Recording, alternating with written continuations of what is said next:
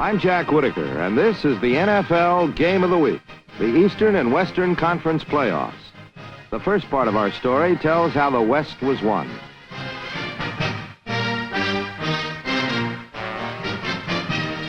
From sunny California came the Los Angeles Rams, seeking revenge for an earlier defeat by their opponents today, the Minnesota Vikings.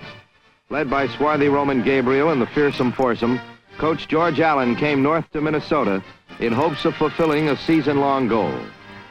Allen's counterpart, Bud Grant, also had a similar goal, and his hopes rested with the four Norsemen and a California-bred quarterback named Joe Kapp. Two teams with similar assets, similar styles, and similar goals.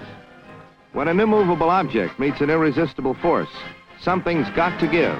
And on this December 27th, 1969, the Purple Gang from the North would bring Roman's empire tumbling down in the Western Conference playoffs.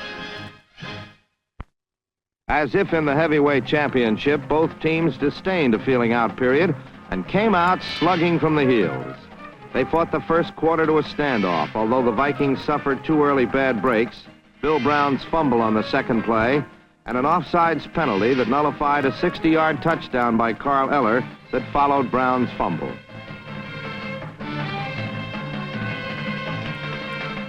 After the penalty, Roman Gabriel led the Rams to the first score of the day, and his strategy was to go with the short game.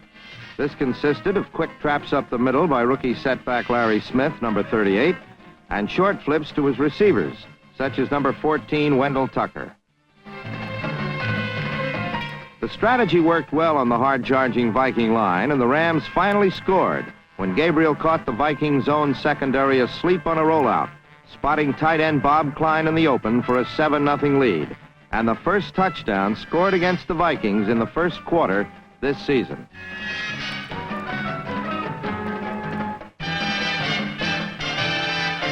Minnesota equaled the Rams' long drive with one of their own to tie the score.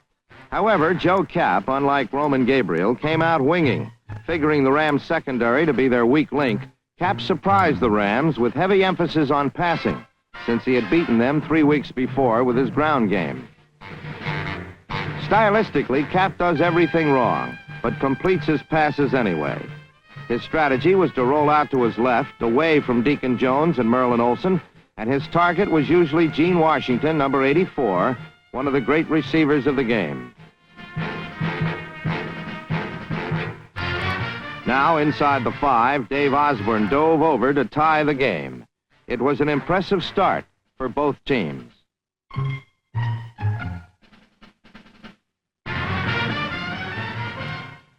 The Rams continued to run well on the heralded Purple People Eaters, as Smith and Willie Ellison followed superb line blocking for big gains. But this drive ended in a missed field goal as the second quarter began.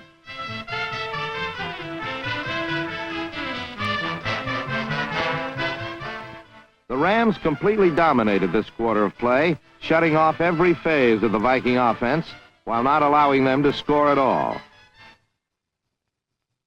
The key to their success was the containment of Kapp and the tight coverage on Gene Washington by cornerback Clancy Williams, number 24.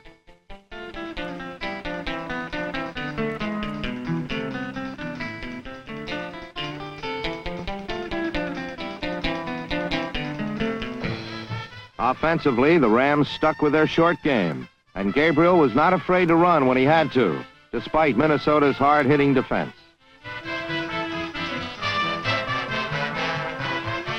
In fact, this was one of the roughest hitting games ever seen, and on a very cold Minnesota day, it was a wonder the players were able to hold on to the ball at all. Gabriel converted 3 third-down situations in this drive with quick flips to setback Les Josephson, number 34. But on a 3rd and 6 at the Viking 18, he failed, as Carl Kozulski came up fast to deny the first down and force a field goal that put Los Angeles in front by 3.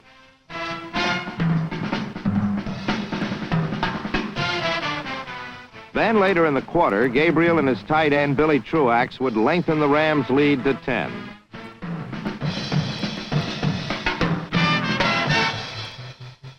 Truax, number 87, was an integral part of the Ram game plan, and his diving catches led Los Angeles downfield as Gabriel was now 10 of 13.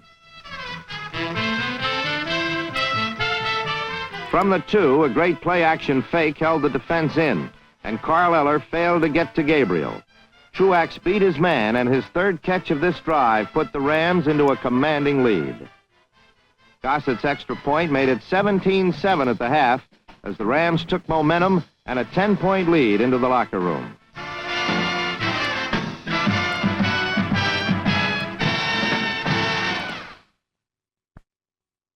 A wise old man once said, a football game is 60 minutes long. The Rams were about to discover that the Purple Gang from Minnesota, unlike many other teams, refused to fold under a 10-point deficit. In fact, for the next 30 minutes, Minnesota's defense would more than vindicate their first-half performance. They didn't change their strategy. They just kept hitting and hitting until Roman's empire truly began to fall.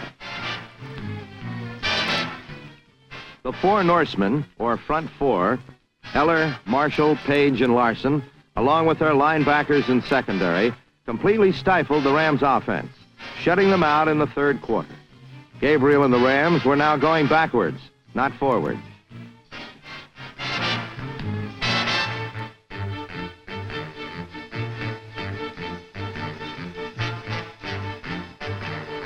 On offense, Joe Kapp was helped by his first big break, an interference penalty on cornerback Jim Nettles, number 19.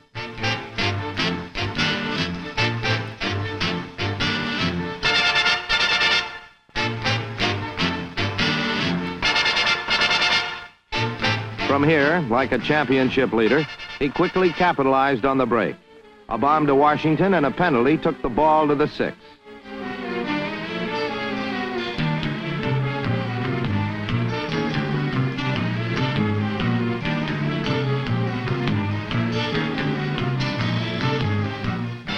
Then the aggressive Viking quarterback, hardened by years of play in the rough Canadian League, ran right into the Rams' defense and almost went over. Osborne vaulted over for his second score, and it was now 17-14.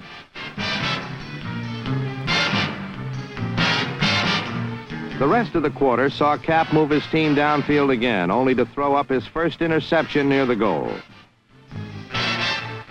However, the Rams could not convert it into points. A minute later, Kapp threw his second interception, and it looked like Los Angeles would now build on its 3-point lead.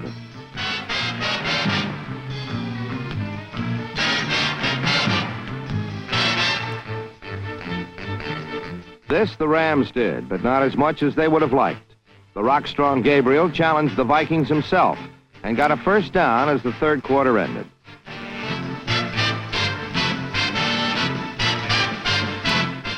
There were now 15 minutes left. 15 minutes of confrontation between two grudgingly tough teams. Gabriel could not pick up a key first down due to the great effort by the 4 Norsemen, and the Rams had to settle for 3 in what would turn out to be an important 4 points the Rams would never see.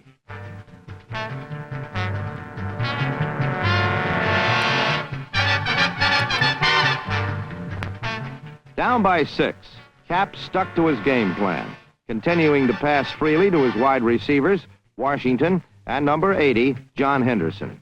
Kapp's line was giving him superb protection, and once the fearsome foursome is negated, the Rams are a vulnerable team. Milt Sunday, number 64, led the way on this pass to Bill Brown that set up a 3rd and 1 on the Rams' 19.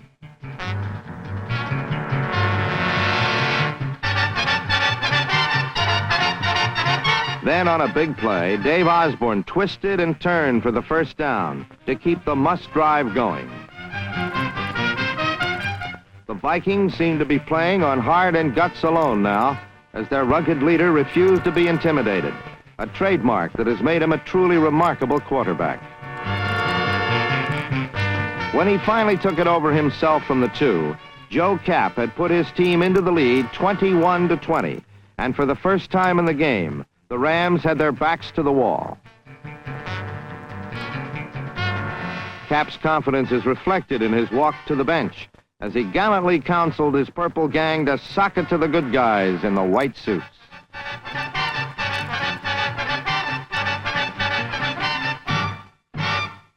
Carl Eller must have heard his plea. On the very next play from scrimmage, Eller beat his man to Gabriel and gave the Vikings a 3-point lead with a safety. It was the culmination of a super game for the all-pro defensive end, and his teammates let him know it, while the man he beat, all-pro tackle Bob Brown, number 76, dejectedly went to the bench. This play, perhaps the biggest of the game, deserves another look.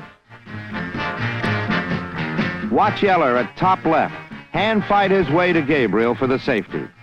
With 8 minutes left, Minnesota now led 23-20.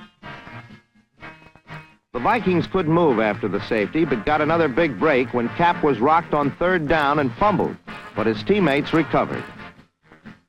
Though a punt followed, the Rams would have to start their final drive from their own 15, not the Vikings' 40.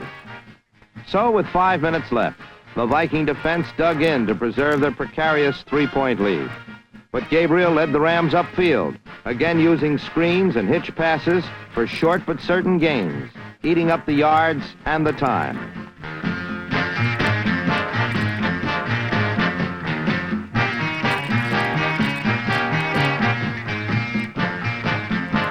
On a 4th down play, Truax made a clutch catch, and the Rams eventually moved to the Vikings' 44, needing only one more pass to get into field goal range to tie the game and send it into sudden death.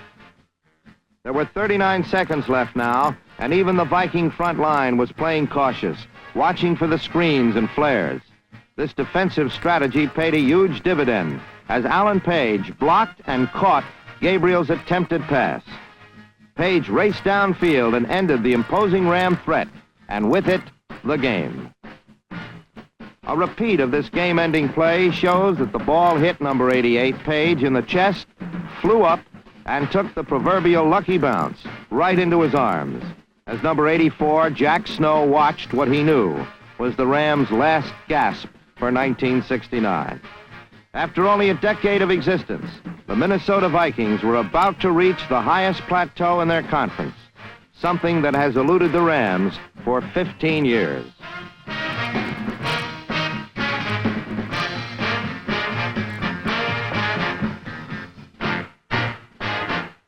Seconds later, a jubilant coach ran off the field to the cheers of his loyal fans. Bud Grant has seen his determined Central Division team put together 30 minutes of perfect football to hold off the tough Los Angeles Rams 23-20 in what was one of the cleanest, roughest, most exciting games of this or any other season. So the good guys in the white suits went back to Hollywood, proud but dejected, while the purple gang from Minnesota rode ever onward towards its goal, an NFL championship and a Super Bowl. This has been the story of how the West was won.